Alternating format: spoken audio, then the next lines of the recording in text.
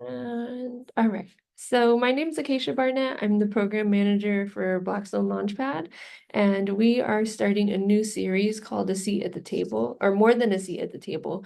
And this is a series for Heritage Months that we will be going through all in months from October to May, where we are celebrating different heritages. And we are able to learn more about cultures and different businesses within cultures and see how these entrepreneurs are using their cultures to enhance their businesses. So today we have Dulce and Azleen with us. So I don't want to say too much because I don't want to introduce yourselves for you, but can you tell us a little bit about who you are and your business? Azleen, if you want to go first. Sure. My name is Vertrees. I am 28 years old. I am married. I have a daughter. Um, I am a dual citizen. I was born and raised in Bisbee, Arizona, which is a border town. My business is called Ballpark Brewing Company. It's probably been about 2 years now. It's going to be 2 years in December that we've started this project. And it's been about 6 months since we've opened our doors to the community. So it's a new business, but our goal is to provide good quality beer and food and just have a good atmosphere for our community so everybody feels comfortable to come. Awesome. And Dulce, do you want to introduce yourself?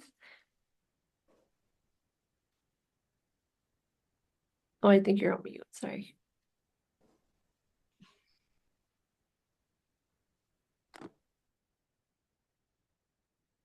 There it goes. I'm used to working on Teams, not Zoom, Oh, so I don't sorry. know where all the buttons I are. I understand the feeling of switching.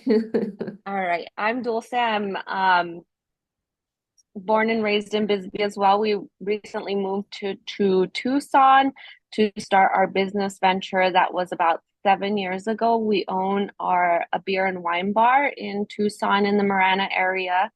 And I we're just gonna open up a second business. It's a beer and wine bar as well. So that will be down closer to the downtown area in Tucson. So we've been open at Caps and Corks for the last 6 years. We just had our 6 year anniversary, and we hope to open our new business venture at the end of this month. That's so exciting. And for all of you that don't know, that's why I didn't want to say too much in the beginning, but Dulce and Asleen are cousins.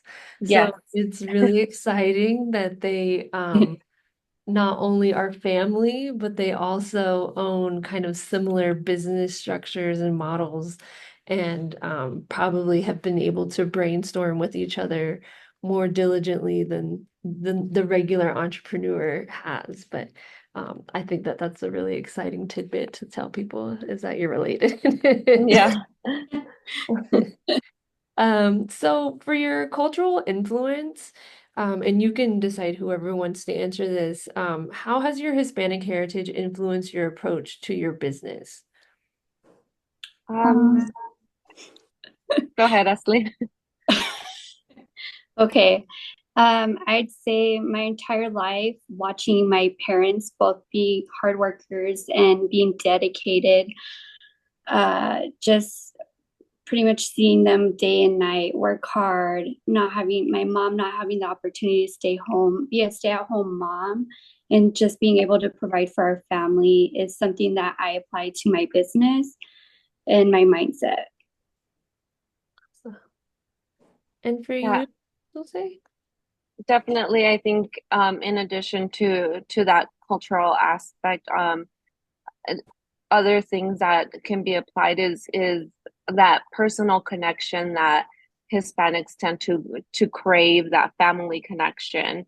And I think in the bar industry or brewery industry, you are face to face with people on a daily basis, and building that trust and that personal connection with people helps build your business. Yeah, I awesome. agree. And for community engagement, in what ways do you engage with your community through your business, and how does that shape your offerings? We have a lot of networking events at CAPS. We do a lot of mixers with the community. We also participate in suicide awareness. We do charity events where we give back to different charities a certain percentage of our profits. And Most recently, we had the Pima County Animal Control Center. They come and do events where they bring their pups or their kitties that are they're having a hard time finding a home. They bring them over to us, and we try to help them out that way. But We do stuff like that. Awesome. You can get people to drink some beers and convince them to take an animal. Yes. Maybe they take home too. And for you, Ashley? I'd say since we're a new business, I hope we could get to that aspect. But right now, what we try to do is we try to build our brand. Like Dulce mentioned about the Hispanic culture family. So I try to engage with the community, just like treating them if they were my family, since the community here in Bisbee helps shape who I am. And I think I'm gonna go off my script a little bit. But because you guys are cousins and because you are doing businesses that are kind of the same, and Asleen, since yours is a little bit newer, like how has that experience been like with you learning so many new things and like being able to bounce ideas off with Dulce? Like what has that, obviously your cousin is a mentor to you. What has that mentorship been like since you're brand new with the business? So I'd say I think it's very helpful to have a family member like Dulce, like whenever we need help, especially when we first opened, we were able to talk about like the first rush, of when you first open your doors and how you feel and how you try to balance the business and your family life. And then just if anything comes up along the way, I know I could always reach out to her if I have any questions. That's awesome. And how did you all hone in on brewery, on hospitality, if you will? Like, how were you That's like, that's what I want to do? It's definitely not something I really wanted to do. I have a career myself, and this is just like a little side gig for me. I'm a nurse practitioner by day, and I always say I'm a nurse practitioner by day and I'm a bar owner by night. But it's definitely it was something that my husband wanted to do with his brother, so we just kind of ventured and just took a leap of faith and have made it work for the last 6 years, and getting ready to open up a second spot that's going to have a different feel, a different aesthetic. It's still going to be beer and wine, but definitely catering to a new audience for sure. And Nazaline, I feel like your lives are parallel. I know I was gonna say it's pretty similar. I'd say it all started because my husband wanted to pretty much take the risk. We've always wanted to invest, but he wanted to take the risk with his brother as well. And I just kind of went for it. That's so awesome. And you tell them, if you can share with us your day job too, Uh, what you're doing right now so right now I watch my daughter, and then I'm also in school as well for for nursing. awesome. I think it's really, really important for students to see both of you in these roles because you're not monolithic, you're more than one thing. And just because your path is in healthcare right now doesn't mean that you couldn't go off and do um something else, a side hustle, and have a business that takes you in a totally different direction. And I'm sure both of you were not anticipating to be bar owners in life. No. That's just I really wasn't. the awesome part of having um having options and being able to try those options and being willing to not be afraid to do different things that aren't in the normal. But I guess it does kind of make sense if people go to your bar and then you'll have to admit them in the morning when you go to work. So it could be Hopefully not. a duality.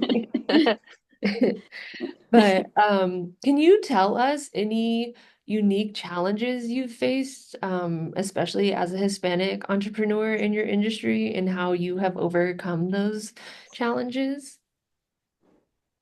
Um, I think I think Tucson and Bisbee are very, I mean, Arizona in general has a big Hispanic population, and just getting to market to the Hispanic community, the craft beer aspect of it and the wine aspect, they don't really drink craft beer, so you have to get crafty, you have to network, and um, you kind of have to build that trust and have them come in and try new things and ask them, well, what do you drink usually? And kind of find something similar. So I think that's one of the biggest challenges is trying to get that Hispanic involvement in this industry.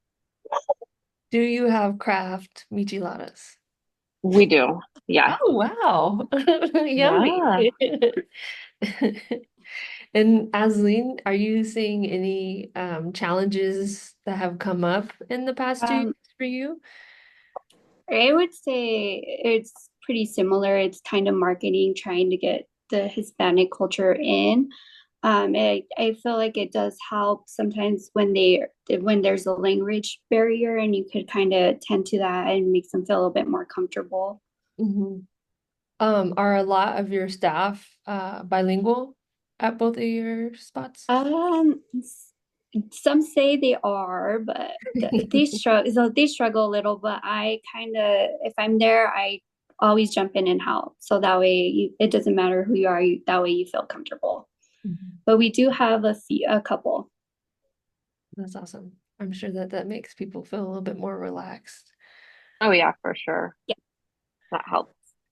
And how important, speaking of some of your staff, how important is it to build a network to support like among other businesses and other people in the industry? I know a lot of times having a business seems like such a competition with other people that do the same thing as you, but really trying to hone into more collaboration or just being on the same side and help giving tips. Like, have you guys partnered with any other businesses or found anything helpful with going to other businesses and introducing yourselves and things like that? Yeah, definitely. I think it's definitely a collaborative effort, and Tucson, the Arizona beer community in general is amazing. They are willing to collaborate. They're willing to give you tips. When we first opened, a bar with a similar model to us really helped us, and we always said that if somebody came to us and was in our situation down the line, that we would be the same way. That's awesome. Sometimes it can be really competitive, so Yeah. depends on the nature of the business, I suppose. For sure, for sure. And what advice would you guys give to young Hispanic entrepreneurs looking to start a business? I would say to not be scared, to be brave and take the risk. You're always going to be second thinking or just think of all the bad that could happen. But I'd say if you just take the risk, Just do it. you'll learn things around the way as you experience them. Right. Yeah, definitely. Just it's definitely hard work. Being a small business owner is not easy. You are working 24/7.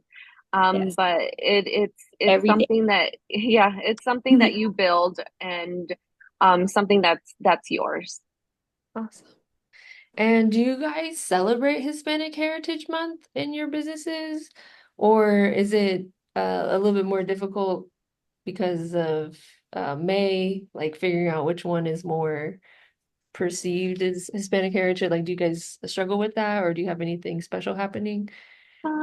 We usually do Cinco de Mayo obviously is not a traditional Great. Mexican holiday, but we do Cinco de Mayo as well. But we have a book club at CAPS, and it's Books and Brews. So we do celebrate Hispanic Heritage Month by picking all Hispanic authors, and then our book club picks a book, and we discuss the book and the Hispanic author. And in the past, we've done Dia de los Muertos things with altars and stuff. It's not really Hispanic heritage, but it still has to do with the Hispanic culture. Yeah, because that's in, is that in December?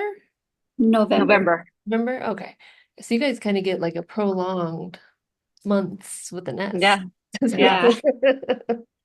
Well, that's really cool. Asleen, are you like thinking now like So more of since, what you guys should start doing, or do you have things happening?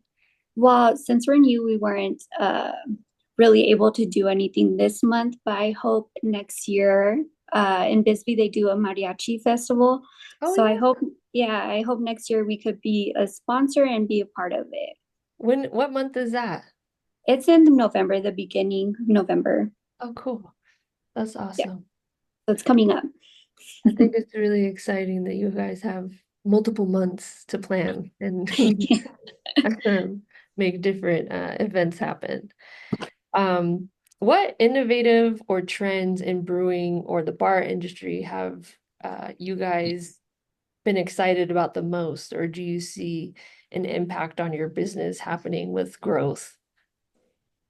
I think the biggest is that I've seen and makes me very excited is more women becoming involved in the brewing industry. It's not just a male dominant field anymore. So definitely that makes me excited.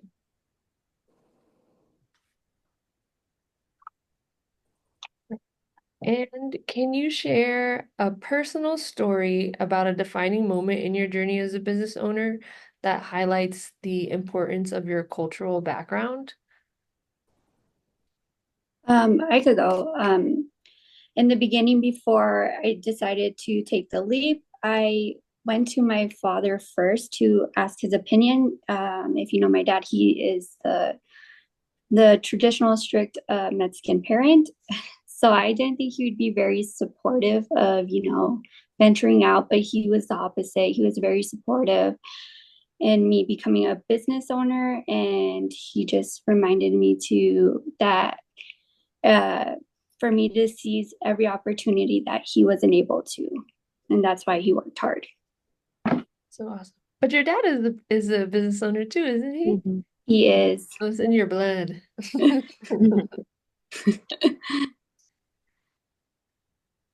Awesome. And what future goals do you have? I don't want to speak too soon, but are you guys wondering if you want to maybe brew your own kind of beer, or do you have plans of doing your own line, or what's the future looking like for beer? Well, Uh, well, you could go first, I'd say. no, go ahead. Go ahead.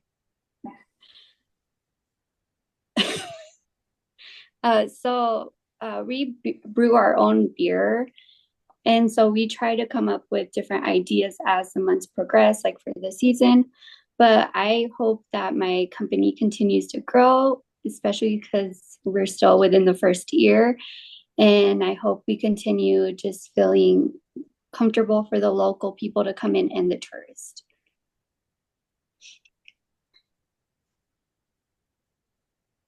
So we don't brew our own beer, so we usually bring in beers from other breweries, other local craft breweries or microbreweries.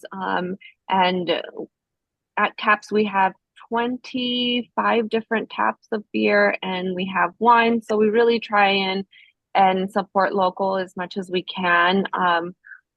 I think our future and our goal right now is in the new business that we're doing, and just kind of focusing on that right now. As far as growth, we'd love to have a third spot, but Right now our eye is set on the Broadway. and and and and that's our short-term goal, and our long-term goal down the road would be a third spot. But we definitely try to support local as much as we can. Try to support Arizona breweries, our community, and I think just networking and collaborating with our community just will help us grow. That's awesome. True entrepreneur spirit right there. Mhm. We have a question. I think Sabrina wanted to ask a question. Mhm.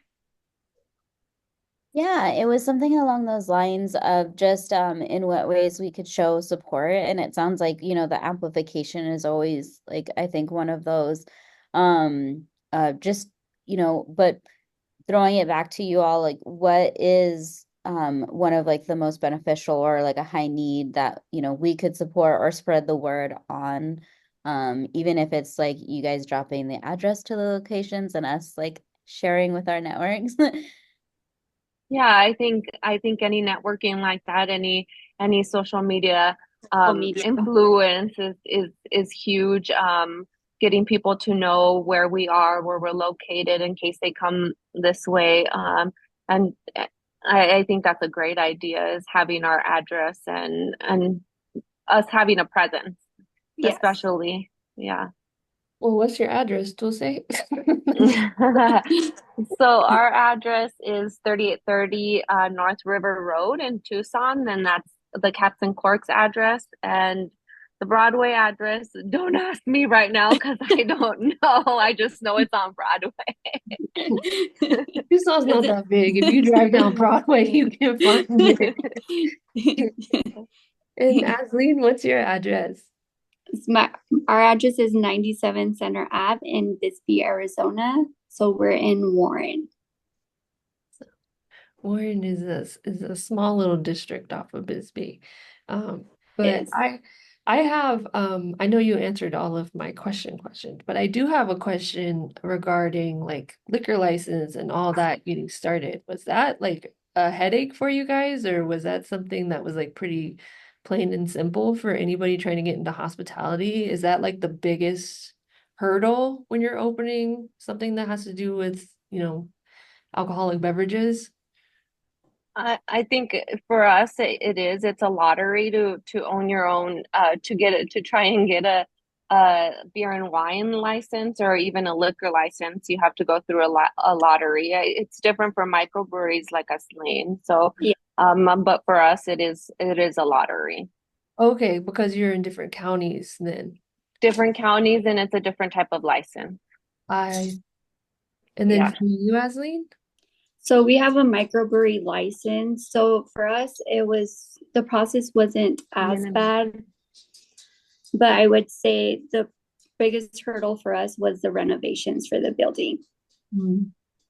So when Since we have a historic building, so we renovated the whole floors. That was probably our biggest hurdle. and for the lottery system, do you just pray that you get it and like continue working on opening your business, Mhm. or is that like So, so usually, they we waited until we got obviously our license before we even ventured off. We I think you have to have that before you even get into like the health department Yeah. licensing and all of that. So, yeah. we have So it's another something that you really have to have before you even start. gotcha. I agree. First step, win lottery. Yeah. Okay. Go ahead, Sabrina. Yeah, I was curious. So it sounds like one of your locations, like brews the brew, and then the other one like sources like locally. Like, have you guys been able to like do that crossover where like what like the one of the cousins can purchase like the brew that's like distilled in the other location, or is that like a whole nother complicated like mess with like distribution and all that? No, we can definitely purchase from Yeah. Ballpark. Yeah. Yeah. We hope to have a collaboration in the near future. Yes, Yeah. whenever we get set and ready with our beer production. That's so awesome. And do you have like an estimated time frame of when that'll be, Asleen? Hopefully soon now, since it's been 6 months, we've been able to kind of build up our beer production because at first it was kind of hard to estimate like how much beer to make. We even had to reach out to other breweries to bring in some guest taps in, and they were very helpful in the beginning. They were willing to give us a keg, a day before. So I will say the beer community is very welcoming and helpful. That's awesome. Are you guys like experimenting, adding maybe some tahine in? So in the summer, we did have a watermelon tamarindo seltzer with tahini on the top. It was really good. Recently, we just came out with a seasonal one. It's a cran apple seltzer, and it's pretty good. Wow, that's pretty cool. Is your husband like constantly making you try? So my husband is more on the business side of things, but I kind of just go in. It's his brother who is the brewer, and we have somebody else. So I just kind of go in and taste things or ask, or sometimes I give him ideas. That's really awesome. Well, I just want to thank you both for giving us that insight and especially representing your culture and being a voice for students to look at and see representation. And especially in an industry that is maybe seem a little bit intimidating. I think you guys definitely make it seem approachable. So thank you so much. And I appreciate your time. And thanks everyone for being on this recording. Thank you. Acacia, Thank you. I'm gonna drop a couple of pictures of our address in the Oh, chat, yeah, go ahead. if I can figure it out. I I'll don't do know this. if you can post pictures in the I don't chat. think so. It's just emojis it looks like, Yeah, but or You could send it, files. we could send it our address through the chat. Or like a website, if you guys have a website or even LinkedIn, that would be great to throw in the chat. That way we could like amplify it as well and frequent if yeah, we're in the area. yeah, for sure. I will drop that in the chat for you guys. No problem. She's used to the Teams. Teams you can put pictures in. Yes. At work, we use Teams all the time. All right. Well, thank you, Acacia. I appreciate it. And thank you for having us. And reach out if you guys have any questions, any concerns. We have had a couple students from various universities come and ask us questions about small businesses. Yeah, you know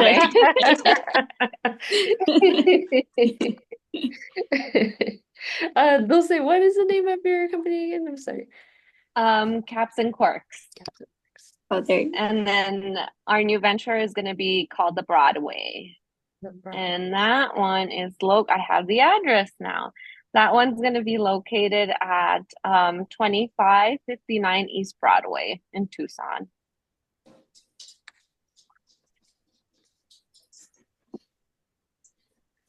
Well, thank you again so much, and I appreciate you taking the time, and I'm sure I will see both of you very soon. Thank you. Thank you. Bye. Thank Bye. you. This was great. Thank you.